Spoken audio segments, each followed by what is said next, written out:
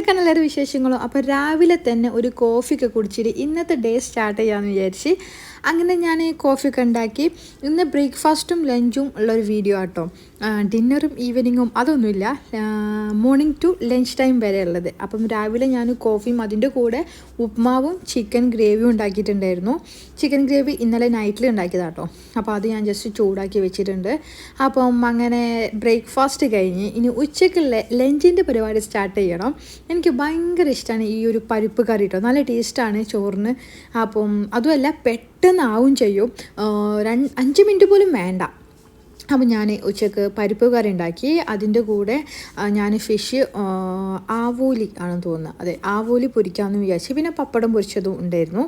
അങ്ങനെ ഞാൻ കറിയൊക്കെ ഒന്ന് തൂമിച്ച് ഫിഷ് ഞാൻ ഒന്ന് ഫ്രൈ ചെയ്യാൻ വെച്ചിട്ടുണ്ട്. ഇതും ഞാൻ രാത്രി കായം കൂട്ടി ഫ്രിഡ്ജിൽ വെച്ചാട്ടോ, അപ്പോൾ പെട്ടെന്ന് ഫ്രൈ ആവുമല്ലോ.